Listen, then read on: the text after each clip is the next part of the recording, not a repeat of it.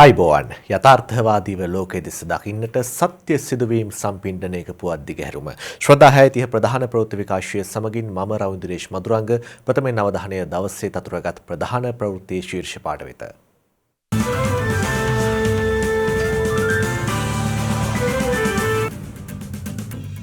IDH රෝහලෙන් පැනකී ආසාදිතයා ලබා දුන් තොරතුරු අසත්‍යයි. සෞඛ්‍යාංශවල උපදෙස් මත යලි ප්‍රශ්න කිරීමට පියවර. දළදා පෙරහැර මංගල්‍යයේ පළමු කුඹල් පෙරහැර වීදි සංචාරය කිරීම අද. ඇසළ පෙරහැර මංගල්‍යයේ පළමු කුඹල් පෙරහැරේ ආරම්භක දිනය අද දිනේ. තැපැල් ඡන්ද ප්‍රකාශ කිරීම අදින් අවසන්. කොවිඩ් ව්‍යාප්තිය වළක්වන්න තවදුරටත් උපරිම ක්‍රියාමාර්ග ගන්න ලෝක සෞඛ්‍ය සංවිධානයෙන් අවධාරණයක්.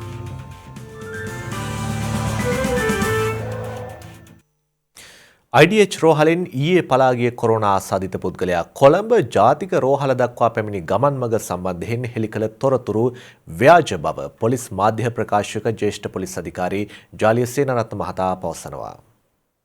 කොළඹ අද පැවති මාධ්‍ය හමුවකට එක්වමින් පොලිස් මාධ්‍ය ප්‍රකාශකවරයා පවසා සිටියේ සෞඛ්‍යංශවල අවසරය මත යලි එම ආසාදිතයාගෙන් ප්‍රශ්න කිරීමට බලාපොරොත්තු වන බවයි. එසේම නිරෝධායන රීති උල්ලංඝනය කිරීම සම්බන්ධයෙන් සහ දණ්ඩ නීති සංග්‍රහය යටතේ නිරෝධායන රීතිවලට අකීකරු වීම යන චෝදනා යටතේ ඔහුට එරෙහිව ඉදිරියේදී චෝදනා ගොනු කිරීමට අපේක්ෂා කරන බවද පොලිස් මාධ්‍ය ප්‍රකාශකවරයා පැවසුවා.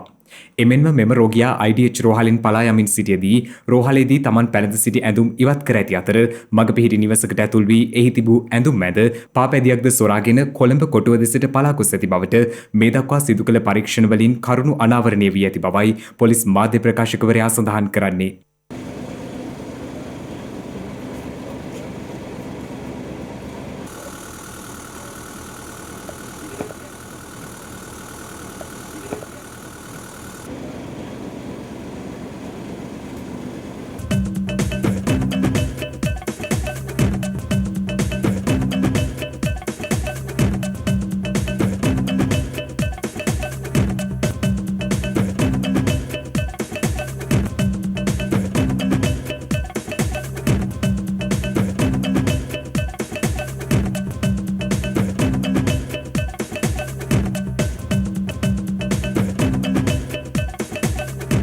මෙම කොරෝනා රෝගියා ගමන් කළ බවට පළමුව හෙළි කළ තොරතුරු අසත්‍ය බවට හෙළවීමත් සමග ඔහු IDH රෝහලේ සිට කොළඹ කොටුව දක්වා ගමන් කළ ආකාරය ගැන සොයා බැලීමට ආරක්ෂක අංශ විසින් මේ වන විට CCTV කැමරා සහ වෙනත් සාක්ෂිකරුවන් යොදා ගනිමින් පුළුල් පරීක්ෂණයක් ආරම්භ කර ඇති බවයි පොලිස් මාධ්‍ය ප්‍රකාශකවරයා වැඩිදුරටත් පවසන්නේ. මේ අතර ඊයේ එම ආසාදිතයා පලා යාම සිදුවීම හේතුවෙන් COVID-19 රෝගීන් ප්‍රතිකාර ලබන රෝහල්වල ආරක්ෂාව තර කිරීමට යුද හමුදාව සහ පොලිසිය එක්ව විශේෂ වැඩපිළිවෙලක් ක්‍රියාත්මක කර තිබෙනවා. එමෙන්ම අද දිනේදී COVID ආසාදිත පුද්ගලයන් 4 දෙනෙකු හඳුනාගෙන තිබෙනවා. එසේම ඊයේ දිනේදී COVID ආසාදිත පුද්ගලයන් 11 දෙනෙකු මෙරටින් හඳුනාගෙන තිබුණා. මේ අනුව මෙරටින් වාර්තා වන සමස්ත ආසාදිතයන් සංඛ්‍යාව 2768ක්. කන්දකාඩු මද්‍රව්‍යවලට එබැහිවන් පුනරුත්ථාපන මධ්‍යස්ථානයේ රඳවා සිටි රැදවියන්ගේ හා කාර්ය මණ්ඩල නිලධාරීන් සියලු දෙනාගේ PCR පරීක්ෂණ මේ වන විට සිදු කර අවසන් බව කොරෝනා මර්ධනය පිළිබඳ ජනාධිපති කාර්යසාධන බලකාය පවසනවා. එහිදී සිදු කර ඇති සමස්ත PCR පරීක්ෂණ සංඛ්‍යාව 1400කට අධිකයි. ආරක්ෂක මාඩලික ප්‍රධානී සහ යුද හමුදාපති ලුතිනන්ට් ජෙනරාල් ශවෙන්ද්‍ර සිල්වා මහතා සඳහන් කළේ මේ වන විට කන්දකාඩු මද්‍රව්‍යවලට එබැහිවන් පුනරුත්ථාපන මධ්‍යස්ථානයේ රඳවා සිටි රැඳවියන් කාර්ය මණ්ඩල නිලධාරීන් සහ ඒ ආශ්‍රිතව ඇතුළුව කොරෝනා රෝගීන් 561 දෙනෙකු හඳුනාගෙන ඇති බවයි. මේ අතර ගත වූ පැය 24 තුළ PCR පරීක්ෂණ 1380ක් සිදු කර ඇති අතර අද වන විට සමස්ත දිවයිනේම PCR පරීක්ෂණ 1,50,000ක් පමණ සිදු කර ඇති බව සෞඛ්‍ය අමාත්‍යාංශය ප්‍රකාශ කරනවා. මේ අතර ඊයේ දිනේදී මෙරටින් නව ආසාදිතින් 11 දෙනෙකු හඳුනාගෙන තිබුණා. ඒ අතරින් 9 දෙනෙකුම කන්දකාඩු මද්‍රව්‍යවලට එබැහිවන් පුනරුත්ථාපන මධ්‍යස්ථානයේ රැඳවියන් 9 දෙනෙකු වන අතර අනෙක් පුද්ගලයන් දෙදෙනාගෙන් එක් අයෙකු කන්දකාඩු මද්‍රව්‍යවලට එබැහිවන් පුනරුත්ථාපන මධ්‍යස්ථානයේ සම්බන්ධ ආශ්‍රිතයෙක්. ඒ අනුව ඊයේ දිනේදී එක්සත් රාජධානියේ සිට මෙරටට පැමිණ නිරෝධායනයේ වෙමින් සිටි අයෙකුද නව ආසාදිතයෙක් ලෙස හඳුනාගෙන තිබුණා. මේ වන විට මෙරට ආසාදිතින් අතරින් පුද්ගලයන් 2103 දෙනෙකු සුවය ලබා රෝහල් වලින් පිටව ගොස් තිබෙනවා. වෛරසය ආසාදනය වීම නිසා රෝහල්වල ප්‍රතිකාර ලබන පුද්ගලයන් සංඛ්‍යාව 654ක් වන අතර දැනට වෛරස් ආසාදිතයයි සැක සහිතව රෝහල්වල විමර්ශනය යටතේ පසුවන පුද්ගලයන් සංඛ්‍යාව 84ක්.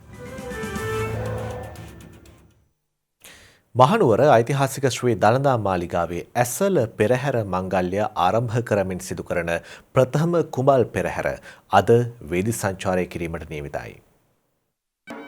මහනුවර ඇසර පෙරහැර මංගල්‍යයට අදාළව සිදු කරනු ලබන කප් සිටුවීමේ මංගල්‍ය වෙනුවෙන් කප වැඩම කරවීම පසුගිය 20 වනදා සිදු වූ අතර එම කප් සිටුවීමේ කාර්ය සිදු කෙරුණේ පසුගිය 21 වනදායි. එම කටයුතු වලින් අනතුරුව මහනුවර ඓතිහාසික ශ්‍රී දළදා මාලිගාවේ ඇසළ පෙරහැර මංගල්‍ය ආරම්භ කරමින් එහි ප්‍රථම කුඹල් පෙරහැර අද වේදි සංචාරය කිරීමට නියමිතයි.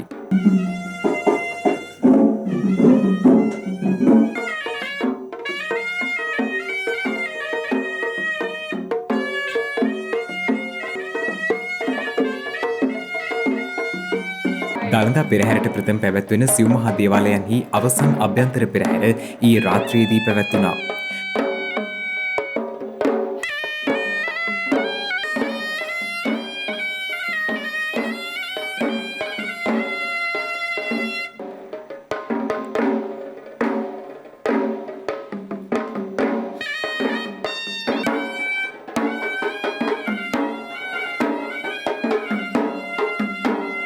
කෙසේ නමුත් රටෙහි පවතින තත්ත්වය සැලකිල්ලට ගනිමින් මෙවර දළදා පෙරහැර නැරඹීම සඳහා සාමාන්‍ය ජනතාවට අවස්ථාව නොලැබෙන බවයි දළදා මාලිගාවේ දියවඩන නිලමේ ප්‍රදීප් නිලංග දෑල මහතා පැවසුවේ. 2020 ඇසළ පෙරහැර මංගල්‍යයේ පළමු කුඹල් පෙරහැරේ ආරම්භක දිනය අද දිනේ. විශේෂයෙන් මෙවර පෙරහැර වෙන වසරට වඩා සුවිශේෂීත්වයක් දරනවා. මෙවර පෙරහැර සෞඛ්‍ය ආරක්ෂිතව ඒ වගේම මහජන සහභාගීත්වයෙන් තොරව පවත්වන්න අපි තීරණය කළා. අද දිනේදී ශ්‍රී දළදා මාලිගාවේ ප්‍රධාන වහකඩින් නික්මවන පෙරහැර දළදා වීදියටත් දළදා වීදියෙන් ඩී.එස්. සේනානායක වීදියටත් ඩී.එස්. සේනානායක වීදියෙන් පන්සල පාර දේව වීදිය කොළඹ වීදිය ඔස්සේ නැවත ඩී.එස්. සේනානායක වීදියට ප්‍රවිෂ්ඨ වී රජ වීදියට පැමිණ ගෙවැදීමෙන් පළමු කුඹල් පෙරහැර වීදි සංචාරය කිරීමට නියමිතයි.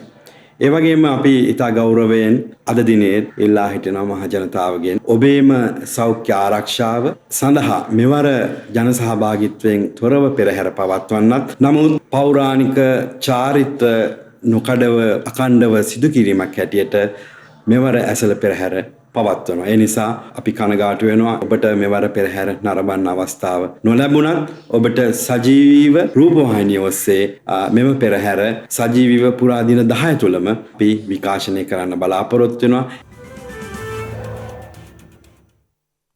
නියමිත දිනවල තැපැල් ඡන්දය භාවිතා කිරීමට නොහැකි වූ තැපැල් ඡන්දදායකින් සඳහා ඡන්දය සලකුණු කිරීමට අද දිනේත් අවස්ථාව සලසා තිබුණා. මෙවර මහමැතිවරණයට අදාළ තැපැල් ඡන්ද සලකුණු කිරීම පසුගිය 14 වෙනිදා ආරම්භ වූ අතර එය පසුගිය 21 වෙනිදා දක්වා අධීර කිහිපයක් යටතේ පැවැත්වුණා. තැපැල් ඡන්ද සලකුණු කරනු ලබන සියලුම රාජ්‍ය හා ව්‍යවස්ථාපිත මණ්ඩල ආරක්ෂකංශයේ සේවා ස්ථානවල කොරෝනා වසංගතය පාලනය සඳහා ක්‍රියාවට නැංවිය යුතු සෞඛ්‍ය මාර්ගෝපදේශ පිළිබඳ අධීක්ෂණය කිරීම සෞඛ්‍ය වෛද්‍ය නිලධාරී කාර්යාලවල කාර්ය මණ්ඩලයට ඍජුව පැවරී තිබීම හේතුවෙන් ඔවුන්ට ඡන්දය ප්‍රකාශ කිරීම සඳහා වෙනම දිනයක් නියම කර තිබුණා. මේ අතර දිස්ත්‍රික් ලේකම් කාර්යාල, මැතිවරණ කාර්යාල, පොලිසිය, ආරක්ෂක හමුදා, සිවිල් ආරක්ෂක දෙපාර්තමේන්තුව සහ සෞඛ්‍ය අංශ හැර අනෙක් රාජ්‍ය ආයතනවල තැපැල් ඡන්ද හිමියන්ගේ තැපැල් ඡන්දය සලකුණු කිරීම ජූලි මාස 14 සහ 15 යන දෙදින තුලයි සිදු කෙරුණේ. එමෙන්ම දිස්ත්‍රික් ලේකම් කාර්යාල, මැතිවරණ කාර්යාල, පොලිසිය, ආරක්ෂක හමුදා, සිවිල් ආරක්ෂක දෙපාර්තමේන්තුව සහ සෞඛ්‍ය අංශවලට තැපැල් ඡන්දය සලකුණු කිරීමට අවස්ථාව ලබා දී තිබුණේ පසුගිය 16 හා 17 යන දිනවලදී. එම දිනවලදී තැපැල් ඡන්දය සලකුණු කිරීමට නොහැකි වූ තැපැල් ඡන්ද හිමියන්ට පසුගිය ජූලි මාස 20 වෙනිදා හා 21 වෙනිදාද ඒ සඳහා අවස්ථාව හිමි වුණා. කෙසේ වෙතත් පසුගිය මැතිවරණවලට සාපේක්ෂව මෙවර මහ මැතිවරණයේ තැපැල් ඡන්ද සලකුණු කිරීමේ ප්‍රතිශතය අඩු මට්ටමක පැවතීම හේතුවෙන් ඒ සඳහා තවත් අමතර කාලයක් ප්‍රකාශයට පත් කිරීමටයි මැතිවරණ කොමිෂන් සභාව පසුගියදා තීරණය කළේ. ඒ අනුව ඊයේ සහ අද යන දෙදින තුල දිස්ත්‍රික් මැතිවරණ කාර්යාලවලදී තැපැල් ඡන්දය සලකුණු කිරීමට අවස්ථාව හිමි වුණා. මෙවර තැපැල් ඡන්දය ප්‍රකාශ කිරීම සඳහා ඡන්දදායකින් 7,50,085 දෙනෙකු සුදුසුකම් ලබා සිටියා. පුරාවස්තු රැකගනිමින් ජාතික උරුමය තහවුරු කිරීම සඳහා පුරාවිද්‍යා ආඥාපනත සංශෝධනය කිරීම කෙරෙහි ජනාධිපති ගෝඨාභය රාජපක්ෂ මැතිතුමාගේ අවධානය යොමු තිබෙනවා. ඊයේ පස්වරුවේ ජනාධිපති කාර්යාලයේ පැවති ජනාධිපති බෞද්ධ උපදේශක සභාවේ සිව්වන සභාවාරයේදී ජනාධිපතිතුමාගේ අවධානය මේ සම්බන්ධයෙන් යොමු තිබෙන්නේ. විශේෂයෙන්ම උතුරු නැගෙනහිර ප්‍රදේශව ඇතුළුව අනෙකුත් ප්‍රදේශවලත් වෙන විනාශය පිළිබඳ යම් අවබෝධයක් තිබුණු නිසා තමයි විශේෂයෙන්ම නැගෙනහිර ප්‍රදේශයේ තිබෙන පුරාවිද්‍යා වටිනාකමක් ඇති ස්ථාන හඳුනාගෙන ඒවා ආරක්ෂා කිරීමට ගත යුතු ශනික ප්‍රියවර පිළිබඳවත් අධ්‍යයනයක් කරලා දැනුවත් කිරීමට කාර්ය සාධක බලකාය ඇති කළේ. අපිට මේ පුරාවිද්‍යා දෙපාර්තමේන්තුවෙන් බලාපොරොත්තු වෙන්නේ මේ සඳහා සැලැස්මක් මොන ආකාරයෙන් සිදුවිය යුතුද කියන කාරණය ඉදිරිපත් කරන්න. ඒවා පිළිබඳ කැණීම් සහ මෘතාපනය කිරීමට ප්‍රථමයෙන් මේවා හඳුනාගෙන ආරක්ෂා කිරීම කුඩා කාලයක් තුලදී අපිට කරන්නට පුළුවන් දෙයක්. මම හිතන්නේ ඒක අපි මුලින්ම කළ යුතුයි. දැන් මෙහිදී කියවුණු පරිදි පුරාවිද්‍යා පනත සංශෝධනය කිරීම ඉතාමත්ම වැදගත් කියලා මම හිතනවා. මෙහිදී යෝජනා වුණු පරිදි ගරුතර ස්වාමින් වහන්සේලාගෙනුත් සමන්විත කොමිටියක් පත් කිරීම ඉතාමත්ම සුදුසුයි. දැන් අපේ නිලධාරීන් ඉන්නේ සාමාන්‍ය ප්‍රාදේශීය ලේකම් කොට්ටාස දෙකකට එක්කෙනා ගානේ. ඉතින් අපි යෝජනා කරනවා ගම ගැන හොඳටම දන්නේ ග්‍රාම සේවා නිලධාරී. ඉතින් අපේ නිලධාරියත් එක්ක අත්වල බැඳගෙන ග්‍රාම නිලධාරියයි ඒ වගේම ආරක්ෂා පැත්තෙන් ගත්තම ග්‍රාම නිලධාරී කොට්ටාසෙක ඉන්න පොලිස් නිලධාරියයි. මේ තුන් දෙනා එකතු වෙලා ඉතින් පුරාවිද්‍යා විනාශයන් ගැන නිතරම විපරිමින් ඉන්න අපි යෝජනා කරන්න යන්නේ භික්ෂුන් වහන්සේගේ උපදේශකත්වයට යටතේ. විශේෂ ගැටලු තමයි දැන් තියෙන එකක් 98%ක් පුරාවස්තු භූමි නිදන් හාරා තිබීම. ඉතින් ඒ පුරාවස්තුන් වල චෛත්‍යයක් තිබුණොත්, ගල් කණුවක් තිබුණොත්, වෙහෙර විහාරයක නටබුණොත්, සඳකඩ පහනක් තිබුණොත්, සිරිපතුල් ගලක් තිබුණොත්, නිකම්ම ගල් කණුවක් හරි තිබුණොත් ඒ ස්ථානයේ අනිවාර්යයෙන්ම හාරලා තියන නිදන් හොරු විසින්. මෙන්න මේ වැරදි ආකල්පය සමාජයෙන් දුරු වෙන්නට ඕන. දැන් ස්වාමින් වහන්සේලා ඉන්න විහාරස්ථානවල වුණත් ධාතු කරඬුවක් හරි බුදු පිළිමයක් හරි එහෙම නැත්නම් දේවතා ප්‍රතිමාවක් හරි මොකක් හරි හම්බ වුණොත් ඒක දඹරම් කියලා ලෝකයට දෙන්න උත්සාහ කරනවා. අපි ප්‍රචාරය කරනවා ස්ථානයේ තියෙන වටිනාකම ලොකු කරලා පෙන්වන්න. අන්න ඒ වගේ ක්‍රියා නිසා හුඟක් පුරාවස්තු හාරලා නිදන් ගන්න බලාපොරොත්තු වෙනවා. මේ බෞද්ධ පුරාවස්තුන් මත අන්‍ය ආගමික ස්ථාන ගොඩනැගීම නිසා ඒ පුරාවස්තු සම්පූර්ණයෙන්ම විනාශයටපත් වෙනවා. ඒ නිසා මේ බෞද්ධ සිද්ධාස්ථාන මත අන්‍ය ආගමිකයින් විසින් යම් ගොඩනැගිලි ගොඩනැගීම සම්පූර්ණ වැරදි නීති විරෝධී කාර්යයක්. ඒ අයට ඒව කරුණු අවබෝධ කරලා දීලා ඒවෙන් බේර ගැනීම සඳහා කටයුතු කිරීමකුත් නිතර සඳහා මැදිහත් වීම අවශ්‍ය වෙනවා. පුරාවිද්‍යාත්මක ස්ථාන සුරැකීමේ බලය ප්‍රාදේශීය මට්ටමින් රාජ්‍ය නිලධාරීන්ට ලබා දීමට රජය තීරණය කර තිබෙනවා. බුද්ධ ශාසන සංස්කෘතික සහ ආගමික කටයුතු අමාත්‍යංශ ලේකම් එම්.කේ. බන්දුල හරිස්චන්ද්‍ර මහතා පැවසුවේ ඊට අදාළ ගැසට් නිවේදනය ලබන සතිය තුළ නිකුත් කිරීමට අපේක්ෂා කරන බවයි. ඒ අනුව දිස්ත්‍රික් ලේකම්වරුන් ප්‍රාදේශීය ලේකම්වරුන් සහ ගම්මට්ටමේ ව්‍යවස්ථාපිත නිලධාරීන්ට එම බලය පැවරෙනු ඇති.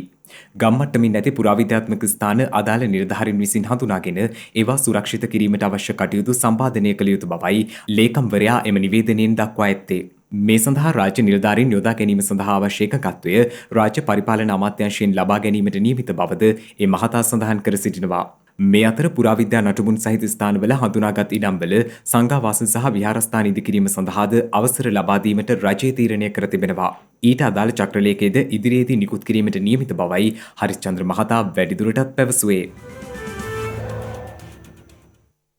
ශ්‍රී ලංකා මහ බැංකුව 2020 වර්ෂයේ ජූලි මාස 13 වන දින සිට 23 වෙනිදා දක්වා කාලය තුලදී සෞභාග්‍ය COVID-19 පුනරුද්ධ ණය සහන පහසුකම යටතේ නව ණය 3985ක් සඳහා රුපියල් මිලියන 11829ක් අනුමත කර ඇති බව මහ බැංකුව පවසනවා. නිවේදනයක් නිකුත් කරමිනුයි මහ බැංකුව මේ බව සඳහන් කරන්නේ. 2020 වර්ෂයේ ජූලි මාස 13 වන දින සිට 23 වන දින දක්වා කාලය තුලදී සෞභාග්‍ය COVID-19 පුනරුද්ධ සහන ණය පහසුකමෙහි අධියර 2 සහ අධියර 3 යටතේ බලපත්‍රලාභී වාණිජ්‍ය බැංකු විසින් එවන ලද ණය අයදුම්පත් සඳහායි මෙම අනුමැතිය හිමි වැත්තේ. නව අනුමත කිරීම සමග 2020 වර්ෂයේ ජූලි මාස 23 වන දින වන විට සෞභාග්‍ය COVID-19 පුනරුද්ධ ණය සහන පහසුකම යටතේ ශ්‍රී ලංකා මහ බැංකුව විසින් අනුමත කර ඇති මුළු ණය අයදුම්පත් සංඛ්‍යාව 26291ක් දක්වා ඉහළ යන බව එම නිවේදනයේ දැක්වෙනවා. ඒ අනුව 2020 වර්ෂයේ ජූලි මාස 23 වන දින වන විට ශ්‍රී ලංකා මහ බැංකුව විසින් අනුමත කරන ලද මුළු ණය ප්‍රමාණයෙහි වටිනාකම රුපියල් මිලියන 72079ක් දක්වා ඉහළ ගොස් ඇති අතර 2020 වර්ෂයේ ජූලි මාස 23 වන දින වන විට බලපත්‍රලාභී වාණිජ්‍ය බැංකුව විසින් දිවයින පුරා විසිරී සිටින ප්‍රතිලාභීන් 18007ක් අතරේ රුපියල් මිලියන 45777ක් මුදා හැර ඇති බවද එම නිවේදනයේ දැක්වෙනවා. COVID-19 වසංගතය හේතුවෙන් පීඩාවට පත් ස්වයං රැකියා හා තනිපුද්ගල ව්‍යාපාර දැතුළු සියලු ව්‍යාපාර සඳහා වාර්ෂිකව 4%ක පොලි අනුපාතයක් යටතේ මාස 6ක සහන කාලයක් දැතුළත්ව මාස 24ක් දක්වා ණය ආපසු ගෙවීමේ කාල සීමාවක් සහිතව කාරක ප්‍රාග්ධන ණය ලෙස රුපියල් බිලියන 150ක් සැපීම සඳහායි ශ්‍රී ලංකා මහ බැංකුව රජය හා එක්ව මෙම පහසුකම අධීර 3ක් යටතේ හඳුන්වා දී ඇත්තේ. මේ අතර මේ දිනවල පැතිර යන අසත්‍ය තොරතුරක් සම්බන්ධයෙන් ශ්‍රී ලංකා මහ බැංකුවෙන් පැහැදිලි කිරීමක් සිදු කර තිබෙනවා. ඒ අනුව ඇමරිකන් ඩොලර් බිලියන 4.5ක් වටිනා එක්සත් ජනපද භාණ්ඩාගාර සුරකුම්පත් ඇපයට තබමින් ශ්‍රී ලංකා මහ බැංකුව ඩොලර් බිලියනයක ණය පහසුකමක් ලබා ගන්නට යන බවට පැතිර ඇති ප්‍රකාශ සම්පූර්ණයෙන්ම අසත්‍ය බවයි නිවේදනයක් නිකුත් කරමින් ශ්‍රී ලංකා මහ බැංකුව පවසන්නේ. අවශ්‍ය අවස්ථාවල එක්සත් ජනපද ඩොලර් ද්‍රවශීල අවශ්‍යතා සපුරා ගැනීමට යොදා ගැනීමේ තාවකාලික මූලාශ්‍රයක් ලෙසට නිව්යෝක් ෆෙඩරල් සංචිත බැංකුව සමග ශ්‍රී ලංකා මහ බැංකුව පසුගියදා ගිවිසුමකට එළඹුණු බව එම නිවේදනයෙන් ශ්‍රී ලංකා මහ බැංකුව පෙන්වා දෙනවා. දීර්ඝ කාලීන විදේශ විනිමය ආයෝජන කළම පිළිබඳ හදිසි ව්‍යුහමය වෙනස්කම් සිදු කිරීමකින් තොරව අවශ්‍ය අවස්ථාවලදී කෙටි කාලීන අරමුදල් අවශ්‍යතා සපුරා ගැනීමට මහ බැංකුවට මෙම පහසුකම් මගින් ඉඩ සැලසෙන බවයි මහ බැංකුව පෙන්වා දෙන්නේ. එමෙන්ම මහ බැංකුව නිකුත් කළ එම නිවේදනයේ දැක්වෙන්නේ කොරෝනා තත්ත්වය සමග බැඳුණු අවිනිශ්චිත තත්ත්වයන්ට මුහුණ දීමේ සැලසුම්වල කොටසක් ලෙස ශ්‍රී ලංකා මහ බැංකුව ඉහතකී ප්‍රතිමිලදී ගැනුම් ගිවිසුමට එළඹීමේදී ඒ සඳහා යෙදුවේ ස්වකීය විදේශ විනිමය සංචිතයෙහි ඇතුළත් ඩොලර් බිලියනයක් පමණ වටිනා භාණ්ඩාගාර බැඳුම් කර ප්‍රමාණයක් බවයි. ශ්‍රී ලංකා මහ බැංකුවට මෙම ප්‍රතිමිලදී ගැනුම් පහසුකම පියවා දැමූ විට ඇමරිකානු ෆෙඩරල් සංචිත බැංකුව උකස් කළ බැඳුම් කර නැවත අප වෙත නිදහස් කරනු ඇති බවද ඔවුන් පෙන්වා දෙනවා. එසේ වූ විට ශ්‍රී ලංකා මහ බැංකුව සංචිතයෙහි කිසිදු වෙනසක් සිදු නොවන බවත් ඒ සඳහා ශ්‍රී ලංකා මහ බැංකුවට දැරීමට සිදුවන පිරිවැය වනුයේ 0.35ක් පමණ වන වාර්ෂික ප්‍රතිමිලදී ගැනුම් ගාස්තුවක් පමණක් වන බවත් ඔවුන් අවධාරණය කරනවා.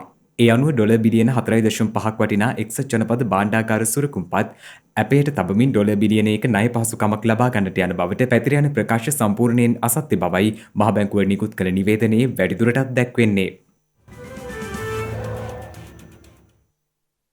මෙවර සාමාන්‍ය පෙළ විභාගය සඳහා අයදුම් පත්‍ර බාරගනු ලබන්නේ ජූලි මාස 22 වනදා සිට අගෝස්තු 31 වෙනිදා දක්වා පමණක් බව විභාග දෙපාර්තමේන්තුව පවසනවා. එමෙන්ම මෙවර සාමාන්‍ය පෙළ විභාගයට ඉදිරිපත් වන සෑම අපේක්ෂකයෙකුම සිය අයදුම් පත්‍ර යොමු කළ යුත්තේ මාර්ගගත හෙවත් ඔන්ලයින් ක්‍රමවේදය ඔස්සේ පමණක් බවයි නිවේදනයක් නිකුත් කරමින් විභාග දෙපාර්තමේන්තුව සඳහන් කරන්නේ. ඒ අනුව විභාග දෙපාර්තමේන්තුව නිකුත් කළ නිවේදනයේ දැක්වෙන්නේ ශ්‍රී ලංකා විභාග දෙපාර්තමේන්තුවේ නිල වෙබ් අඩවිය වන www.donets.lk වෙත පිවිස අදාළ උපදෙස් හොඳින් කියවා ඒ අනුව නිවැරදිව අයදුම් පත්‍ර සම්පූර්ණ කළ යුතු බවයි. ඉන් අනතුරුව එහි මුද්‍රිත පිටපතෙහි අදාළ ඉදිරි කොටස් සම්පූර්ණ කර තැපෑල මගින් ශ්‍රී ලංකා විභාග දෙපාර්තමේන්තුව වෙත යොමු කළ යුතු වනවා. පාසල් අයදුම්කරුවන් සඳහා වන අයදුම් පත්‍ර පිරිවෙනේ හෝ පාසලේ අදාළ පරිවෙනාධිපති ස්වාමින් වහන්සේ හෝ විදුහල්පති මගින් යොමු කළ යුතුයි. එමෙන්ම ඒ සඳහා අවශ්‍ය උපදෙස් මේ වන විට සියලුම පරිවෙනාධිපති ස්වාමින් වහන්සේලා සහ විදුහල්පතිවරුන් වෙත තැපෑල මගින් යවා ඇති බවත් එම උපදෙස් විභාග දෙපාර්තමේන්තුවේ අඩවියේද පළ කර ඇති බවත් එම නිවේදනයේ දැක්වෙනවා. මීට අමතරව පෞද්ගලික අයදුම්කරුවන් සඳහා වන උපදෙස්ද එම වෙබ් අඩවියෙහි පළ කර ඇති අතර එම අයදුම්කරුවන් ඍජුවම www.donets.lk වෙබ් අඩවිය වෙත පිවිස අදාළ අයදුම් පත්‍ර සම්පූර්ණ කර යොමු කළ යුතු වනවා. අනතුරුව එහි මුද්‍රිත පිටපතෙහි ඉදිරි කොටස් සම්පූර්ණ කර තැපෑල මගින් ශ්‍රී ලංකා විභාග දෙපාර්තමේන්තුව වෙත එවීමට කටයුතු කළ යුතු බවයි එම දෙපාර්තමේන්තුව පෙන්වා දෙන්නේ. මේ සම්බන්ධයෙන් කිසියම් විමසීමක් අවශ්‍ය වන්නේ නම් 0112 784 537 0112 784 208 0113 188 350 0113 140 314 හෝ 1911 ශනික ඇමතුම් අංශයෙන් තොරතුරු ලබා ගත හැකි බවයි එම නිවේදනයේ වැඩිදුරටත් දැක්වෙන්නේ. මේ අතර නැවත දැනුම් දෙනතුරු පාසල්වල ගැටෙන ක්‍රීඩා ඉසව් සහ පුහුණුවීම් තාවකාලිකවත් හිටුවා ඇතැයි අධ්‍යාපන අමාත්‍යාංශය පවසනවා. එහි රාජ්‍ය ලේකම් රංජිත් චන්ද්‍රසේකර මහතා සඳහන් කළේ පවතින තත්ත්වයේ සැලකිල්ලටගෙන එම තීරණය ගත් බවයි. කෙසේ වෙතත් පාසල්වල නොගැටෙන ක්‍රීඩා ඉසව්වල පුහුණුවීම් කිරීමට අවසර දී ඇතැයිද ඒ මහතා පවසනවා. ඊට අදාළ තරගාවලි එළඹෙන මහමැතිවරණින් පසු සංවිධානය කිරීමට අවසර ලබා දෙන බවයි රාජ්‍ය ලේකම්වරයා වැඩිදුරටත් සඳහන් කළේ. මෙරට දුම්රිය ප්‍රවාහන මාධ්‍ය දියුණු කිරීම සඳහා දුම්රිය මාර්ග ප්‍රතිසංස්කරණය කිරීමට මෙවන විට දුම්රිය දෙපාර්තමේන්තුවේ අවධානය යොමු වී තිබෙනවා. ලබන වසරේදී අනුරාධපුර සිට වවුනියාව දක්වා දුම්රිය මාර්ගය සංවර්ධනයට පියවරගෙන ඇතැයි ප්‍රවාහන කළමනාකරණ අමාත්‍ය මහින්ද අමරවීර මහතා පවසනවා. අමාත්‍යවරයා ඒ බව සඳහන් කර ඇත්තේ දුම්රිය මාර්ග නවීකරණ ව්‍යාපෘතිය සම්බන්ධයෙන් අමාත්‍යාංශයේ පැවති ප්‍රගති සමාලෝචන රැස්වීමකදී. ඒ අනුව අනුරාධපුරයේ සිට යාපනය දක්වා දුම්රිය වේගවත්ව ධාවනය කිරීමට හැකියාව පවතින බව අමාත්‍යවරයා එහිදී පෙන්වා දී ඇති බවද ප්‍රවාහන කළමනාකරණ අමාත්‍යාංශය පෙන්වා දී තිබෙනවා. එමෙන්ම දැනට අනුරාධපුර සිට වවුනියාව මාර්ගයේ නවීකරණය නොකිරීම හේතුවෙන් එම කොටස ඉතා අබලන් තත්ත්වයක පවතින බවයි අමාත්‍යවරයා එහිදී අවධාරණය කර ඇත්තේ. ඒ හේතුවෙන් අනුරාධපුර වවුනියාව දුම්රිය මාර්ගය මාස කිහිපයක් වසා දැමීමට සිදුවනු ඇති බවද එම ව්‍යාපෘතිය භාර නිලධාරීන් අමාත්‍යවරයාට දැනුම් දුන් බවද එම අමාත්‍යාංශය පෙන්වා දෙනවා. මේ අතර මාර්ගයේ සංවර්ධනයට අවශ්‍ය රේල් පීලි මෙවන විටත් ආනයනය කර ඇති අතර හම්බන්තොට සිට කතරගම දක්වා වූ දුම්රිය මාර්ගයේ කොටස ඉදිකිරීමේ කටයුතුද ආරම්භ කරන ලෙසට අමාත්‍යවරයා නිලධාරීන්ට උපදෙස් ලබා දී ඇති බවයි එම අමාත්‍යාංශය වැඩිදුරටත් සඳහන් කරන්නේ. මහමෙවුනාව භාවනා අසපු සංචිතයේ ශ්‍රද්ධා මාධ්‍යජාලයට මූලිකත්වයෙන් ක්‍රියාත්මක වන ශ්‍රද්ධා රුධිර දාන කඳවුරු පසුගිය කාලවකවානුව තුළ දිවයිනේ ප්‍රදේශ කිහිපයක් මූලික කරගනිමින් සාර්ථකව පැවැත්වුණා. රටෙහි පවතින තත්ත්වයේ සැලකිල්ලට ගනිමින් ඇති වී ඇති රුධිර හිඟය දුරු කිරීම සඳහා ශ්‍රද්ධා රුධිර දාන කඳවුරු තවදුරටත් එලෙසින්ම දිවයින පුරා ක්‍රියාත්මකයි. පවතින අසීරු තත්ත්වය මත මෙවර ශ්‍රද්ධා රුධිර දාන කඳවුරු මගින් ජාතික රුධිර සංචිතයට සවියක් වීමට අපට හැකියාව ලැබුණා. අද දිනේදී බේරුවල ශ්‍රී කුරුඳුවත්ත ශෛල බිම්බාරාමේදී හංවැල්ල බෞද්ධ මධ්‍යස්ථානයේදී බෝපිටිය ශ්‍රී ශාක්‍යමුනි විහාරස්ථානයේදී හා මහියංගනීය ඌරණීය 13 කණුව ශ්‍රී චන්දානන්දාරාමේදී ශ්‍රද්ධා රුධිර දාන කඳවුරු සාර්ථකව පැවැත්වුණා. මෙම රුධිර දාන කඳවුරු සමගින් එක් වී මාහැලි උදාර කටයුත්තක කොටස්කරුවෙකු වන්නට ඔබටත් හැකියාව පවතිනවා.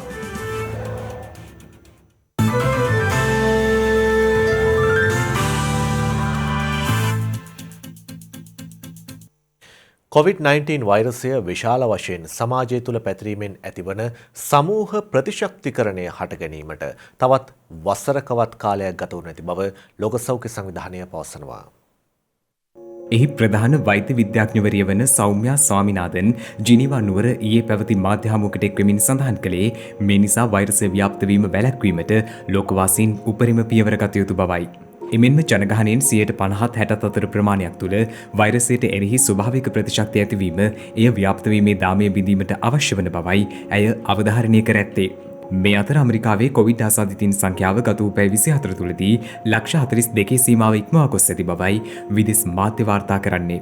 එමෙන්ම ඇමරිකාවෙන් මේ වන විට පැයකට කොවිඩ් ආසාදිතයින් 2600ක් පමණ වාර්තා වන බව නවතම වාර්තාවකින් අනාවරණය වී ඇති බවයි විදේශ මාධ්‍ය වැඩිදුරටත් සඳහන් කරන්නේ. ඒ අනුව ඉකුත් පැය 24 තුළ නව ආසාදිතයින් 78009 දෙනෙකු එරටින් වාර්තා වී ඇති අතර මේ වන විට එරට සමස්ත ආසාදිතයින් සංඛ්‍යාව 4248327ක් ලෙසයි වාර්තා වන්නේ. එමෙන්ම ගත වූ පැය 24 තුළ නව මරණ 1141ක් වාර්තා වී ඇති අතර එරට මුළු මරණ සංඛ්‍යාව 148490ක් දක්වා ඉහළ ගොස් ඇති බවද එරට මාධ්‍ය වාර්තා කළා.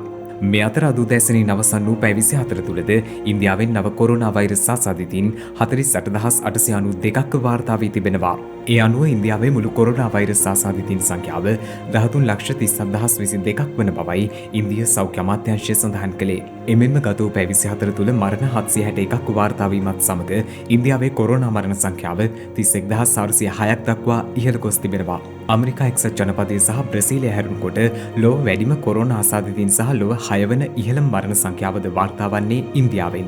මේ අතර පෙර දිනයන්හි පරිදිම ගත වූ පැය 24 තුළද වැඩිම මරණ වාර්තා වී ඇත්තේ බ්‍රසීලයෙන්. ඊයේ දිනේදී බ්‍රසීලයෙන් මරණ 1178ක් වාර්තා වන අතර වාර්තා වන ආසාදිතයින් සංඛ්‍යාව 58249ක්. එමෙන්ම මේ වන විට ආසාදිතයින් 2348200ක් වාර්තා වී ඇති අතර සිදු ඇති මරණ සංඛ්‍යාව 85385 ඉක්මවා තිබෙනවා.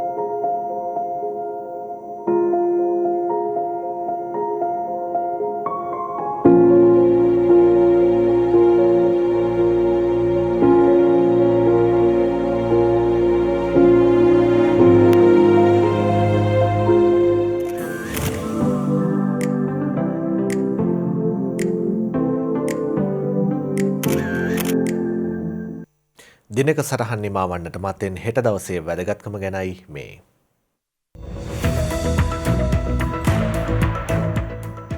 හෙට ජූලි මස 26 වනදා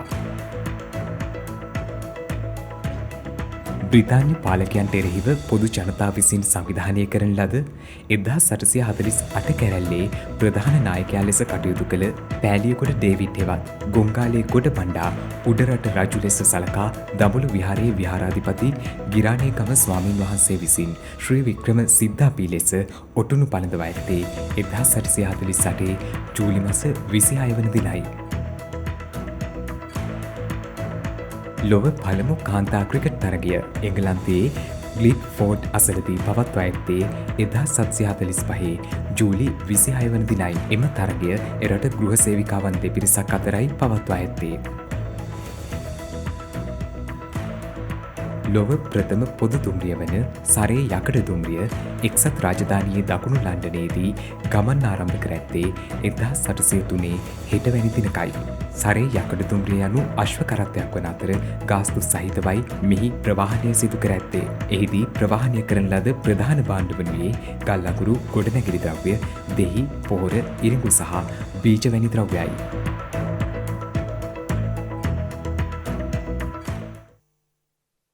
ඒත් සමගින් ශ්‍රද්ධා ප්‍රධාන ප්‍රවෘත්ති විකාශය නිමවට පත්වනවා. හමුවෙමු හෙටත් සවස 6:30ට. ඔබ සැමට තෙරුවන් සරණයි. නමෝ බුද්ධාය. මෙවැනි වැදගත් පුවත් නැරඹීම සඳහා ශ්‍රද්ධා TV News YouTube channel එක subscribe කර සීනුව සලකුණ වන්න.